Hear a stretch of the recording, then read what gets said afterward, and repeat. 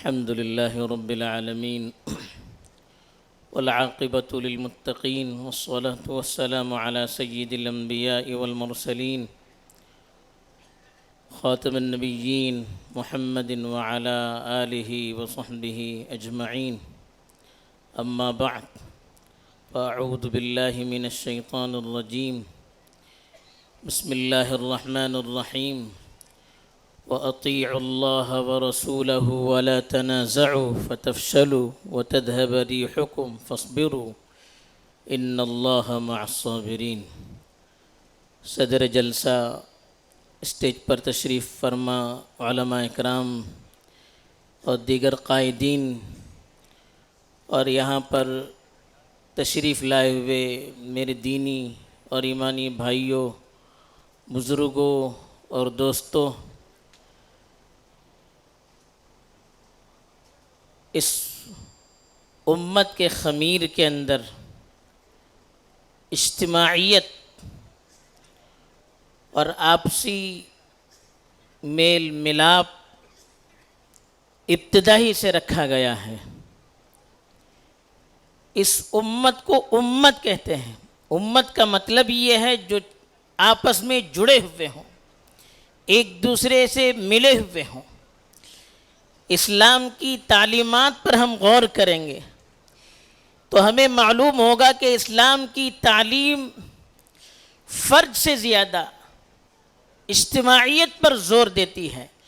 ایک آدمی اور تنہا اس کا جو فائدہ ہے، اس کے مقابلے میں ملت کا فائدہ، اجتماعیت کا فائدہ، قوم کا فائدہ، سب کا فائدہ جس میں ہے، اس کے لیے شریعت میں ہمیں ہدایات دی گئی ہیں۔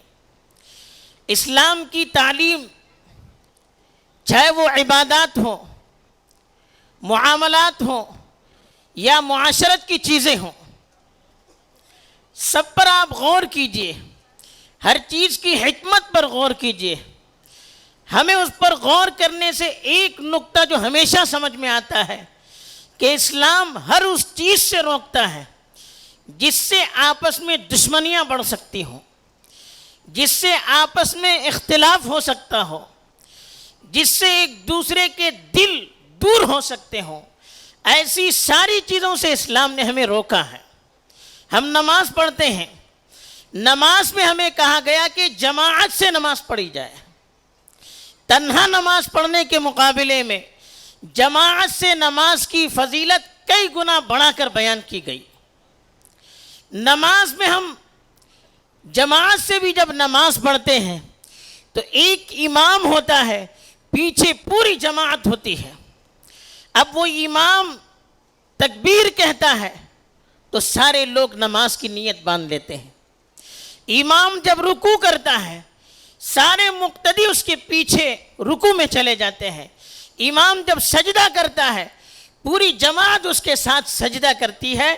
یہ عبادت ہمیں یہی پیغام دیتی ہے کہ مسلمان مل جل کر رہیں، متحد رہیں اور کسی ایک ذمہ دار کے تابع بن کر رہیں، تب اسلامی اجتماعیت کے اندر خیر ہوتا ہے۔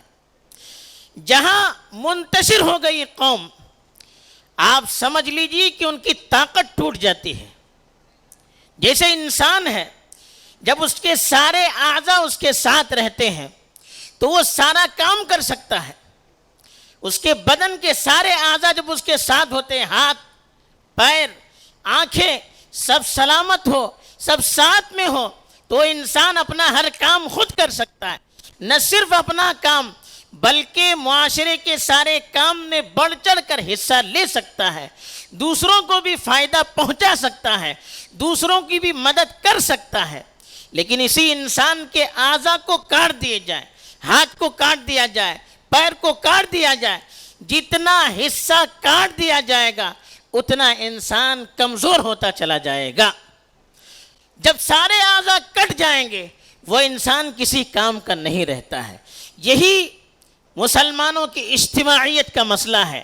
جب مسلمان مل جل کر رہتے ہیں تو ان کے اندر طاقت رہتی ہے، حوصلہ رہتا ہے، ہمت رہتی ہے، بلند ہمتی رہتی ہے، آگے بڑھنے کا جذبہ رہتا ہے۔ بلکہ امت اس وقت تک آگے بڑھتی رہتی ہے جب وہ مل جل کر رہتی ہے، جب انتشار ہو جاتا ہے، تو سب سے بڑا نقصان یہ ہوتا ہے کہ جو طاقت امت کو آگے بڑھانے میں لگنی چاہیے تھی، جو صلاحیت امت کی ترقی میں لگنی چاہیے تھی، وہ طاقت، وہ صلاحیت آپس کی دشمنی میں لگ جاتی ہے، ایک دوسرے کی ٹانگ کھینچنے میں لگ جاتی ہے، ایک دوسرے کو نیچا کرنے میں لگ جاتی ہے، پھر انسان کسی کام کا نہیں رہتا ہے، دشمن لقمہ تر کی طرح اس کو کھا لیتا ہے، پھر اس کی کوئی طاقت نہیں رہتی ہے۔ اسی کو قرآن نے فرمایا کہ وَلَا تَنَازَعُوا، آپس میں کھینچا تانی مت کرو، ایک دوسرے کے ساتھ اختلاف مت کرو، فَتَفْشَلُوا، تم ناکام ہو جاؤ گے، تمہاری طاقت ٹوٹ جائے گی، وَتَذْهَبَ رِيحُكُمْ، کمزور ہو جاؤ گے۔ جیسے بلون ہوتا ہے، اس سے ہوا نکالی جائے تو دھڑ سے نیچے گر جاتا ہے، جب تک ہوا رہتی ہے تو اڑتا رہتا ہے، جب اس کے اندر آپ سوراخ کریں گے وہ بلون نیچے آ جائے گا، اڑنے کی صلاحیت ختم ہو جائے گی۔ ایسے ہی امت میں اختلاف آ جائے گا، امت آپس میں لڑ پڑے گی، تو آگے بڑھنے کی جو صلاحیت ہے وہ صلاحیت ختم ہو جائے گی۔ اس لیے ہر اس کام سے روکا، آپ کاروبار کر رہے ہیں، ہر اس چیز سے روکا جس کے دوسرے کو تکلیف ہو سکتی ہے۔ اس لیے کاروبار کرنے میں بھی کہا کہ عن تراض منکم، آپس میں جب ایک دوسرے سے راضی نہ ہو اس کاروبار سے، وہ کاروبار صحیح نہیں ہو سکتا، اس لیے کہ پھر اس سے دشمنیاں بڑھتی ہیں۔ معاشرتی بیماریاں دیکھیے، ایک دوسرے کے خلاف غیبت کرنے سے روکا، کیوں روکا؟ ایک دوسرے پر تہمت لگانے سے روکا، کیوں روکا؟ اس لیے کہ یہ چیزیں معاشرے کو کاٹنے والی ہوتی ہے۔ جاسوسی کرنے سے روکا، مخبری کرنے سے روکا، کیوں روکا؟ اس لیے کہ اس سے امت ٹوٹتی ہے، اس سے معاشرہ منتشر ہوتا ہے، پھر پوری طاقت بکھر جاتی ہے۔ آج دشمن یہی چاہتے ہیں کہ ملت کی ملی قیادت کو توڑ دیا جائے، مسلمانوں کی یکجہتی کو پارا پارا کر دیا جائے، مسلمانوں کو آپس میں منتشر کر کے رکھ دیا جائے۔ انہیں معلوم ہے کہ جب یہ مل جل کر رہیں گے، ایک آواز کے ساتھ رہیں گے، ان کی طاقت میں وزن ہوگا، ان کی آواز میں وزن ہوگا، دشمن لرزتا ہے، ان کے اندر رعب چھا جاتا ہے۔ کب؟ جب سب کی ایک آواز ہوتی ہے۔ لیکن جب ہم کٹ جائیں گے، ایک طرف سے ایک آواز آئے گی، دوسری طرف سے اسی کی مخالفت میں آواز اٹھے گی، فائدہ کس کا ہوگا؟ فائدہ دشمن کا ہوگا، ہم نقصان میں رہیں گے، ہماری صلاحیت اسی میں کٹ جائے گی، اور پھر امت پس سے پستر ہوتی چلی جائے گی۔ آج ہم اپنی آنکھوں سے اس کا مشاہدہ کر رہے ہیں۔ آج دشمن ملی قیادتوں سے اعتماد اٹھانے کے لیے، اجتماعی پلیٹ فارم سے مسلمانوں کو دور کرنے کے لیے، قائدین کے خلاف اور جماعتوں کے خلاف اور ایسے اداروں کے خلاف جو ملت کو متحد کرنے والے ہوتے ہیں، ان کے خلاف سازشیں کرتی ہے، بدزنی پھیلاتی ہے، میڈیا کو اس کے خلاف وقف کر دیتی ہے، تاکہ عوام کا اعتماد اپنے قائدین سے ٹوٹ جائے، پھر وہ عوام منتشر ہو جائے گی، کوئی طاقت اس کو سنبھالنے والی نہیں رہے گی۔ دشمن جس رخ پر لائے اس کو لے جانا چاہے اس پر لے جا سکتے ہیں۔ آج یہ پوری طاقت کے ساتھ پورے ہندوستان میں نہیں، دوسرے ملکوں میں بھی، عالم اسلام میں یہ کام ہو رہا ہے۔ کسی بھی پلیٹ فارم کو متحد رہنے نہیں دیا جاتا ہے۔ وجہ کیا؟ ان کو معلوم ہے یہ جب متحد ہو گئے پھر ان کی پوری صلاحیت اپنی ترقی میں لگ جائے گی، اسلام کی ترقی میں لگ جائے گی، ملت کی ترقی میں لگ جائے گی۔ لیکن ایک جب ٹوٹ جائیں گے، ہم سے زیادہ اپنی قوم کو، اپنی ملت کو نقصان ان سے پہنچے گا۔ اس کے لیے آج کوششیں تیز سے تیز تر ہو رہی ہے۔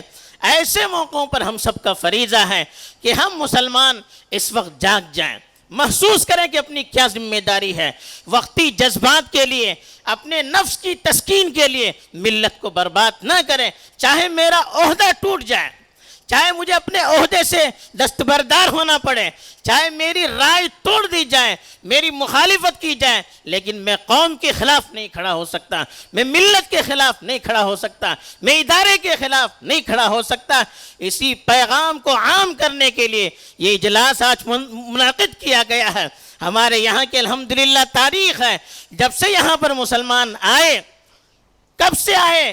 تاریخ تو یہ بتاتی ہے کہ جب سے اسلام آیا تب سے مسلمان آئے، اس لیے کہ اسلام کے آنے سے پہلے سے اس یہاں کے لوگوں کے درمیان اور عربوں کے درمیان تجارت چلتی تھی، وہی تاجر جو پہلے تاجر بن کر آتے تھے، جب یہاں اسلام آیا، اسلام کے داعی بن کر آئے، مسلمان بن کر آئے، ان کے اخلاق کو دیکھ کر، ان کے کردار کو دیکھ کر لوگ متاثر ہوئے، لوگوں نے یہاں کے اسلام قبول کیا، آپس میں رشتہ داریاں ہوئی، تو اس وقت سے جمعہ کے لیے، نمازوں کے لیے مسجد کا اہتمام کیا گیا، اور اس کے ساتھ مسلمانوں کو جوڑے رکھنے کے لیے، ان کے معاشرتی معاملات کو درست کرنے کے لیے، ان کی اصلاح کے لیے جماعت المسلمین کے نام سے ایک پلیٹ فارم قائم کیا گیا۔ وہی پلیٹ فارم آج تک چل رہا ہے، اور یہی ایک پلیٹ فارم ہے جس نے یہاں کی مسلمانوں کی صدیوں تک قیادت کی ہے، صدیوں تک حفاظت کی ہے، دین کی حفاظت کی، کلچر کی حفاظت کی،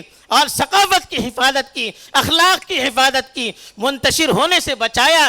ورنہ دیگر علاقوں کے جب ہم حالات کا جائزہ لیتے ہیں، وہاں کی تہذیب میں وہ قومیں دفن ہو جاتی ہیں، ان کی تہذیب، ان کا کلچر ختم ہو جاتا ہے۔ لیکن کیا بات ہے، آج تک یہاں پر مسلمانوں کا کلچر محفوظ ہے، ان کی تہذیب محفوظ ہے۔ کیا وجہ ہے اس کی وجہ یہی ہے کہ مسلمان ایک پلیٹ فارم کے تحت رہے، اور اسی کے تحت جڑ کر رہے، جس کی وجہ سے یہ ساری شناخت ہماری محفوظ رہی، ورنہ کب کے ہم منتشر ہو جاتے تھے۔